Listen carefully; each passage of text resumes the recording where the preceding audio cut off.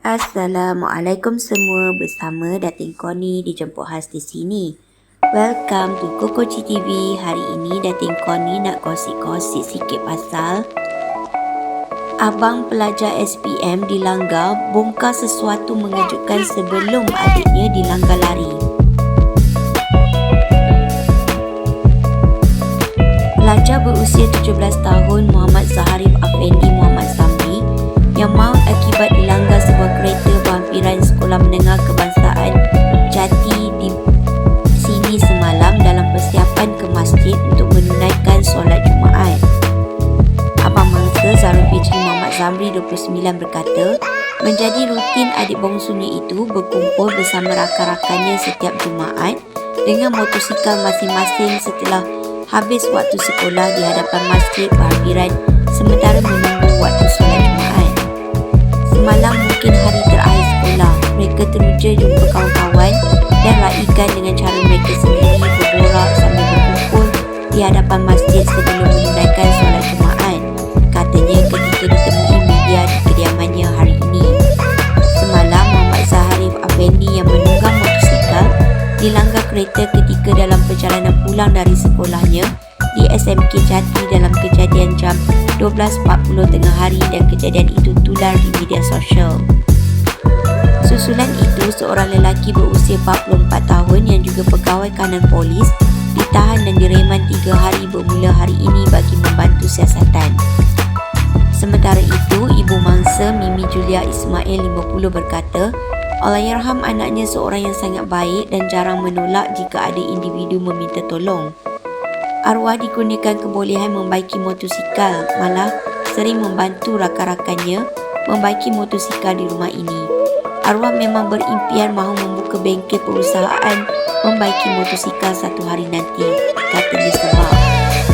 Mimi Julia yang mengusahakan kedai makan restoran Mimis berhampiran sekolah anaknya itu sejak 9 tahun lepas berkata, anak bongsu dari 4 beradik itu sejak seminggu lepas bertukar tabiat apabila gemar makan di waktu tengah malam.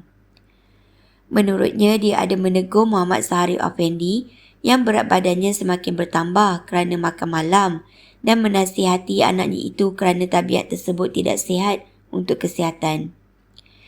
Dia habiskan susu saya dalam peti sejuk. Dia makan mi segera tengah malam. Mulanya saya tak perasan, tapi bila dia dah tak ada, rupanya itu adalah petanda dia nak pergi, katanya.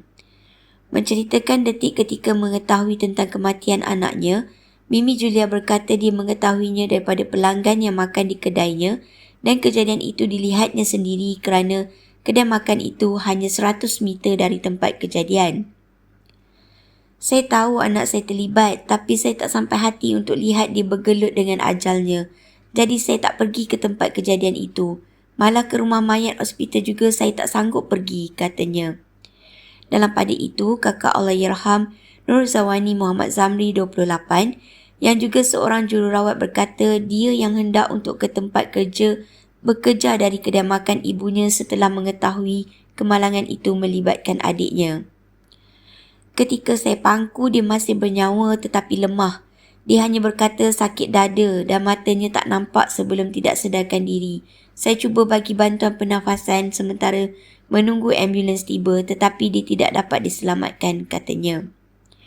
Nur Zawani berkata dia sekeluarga memohon agar siasatan dilakukan dengan telus walaupun kejadian itu melibatkan pegawai atasan polis. Biarpun adik buat salah tetapi dia remaja, mungkin dia tidak matang tetapi bukan kuasa dia pelaku untuk ambil nyawa adik saya sebegitu. Saya mahu keadilan untuk adik saya ditegakkan, katanya yang turut bercadang melantik peguam untuk mengambil tindakan undang-undang. Okey, kejap-kejap. Nak lihat apa seterusnya? Subscribe dulu, okey?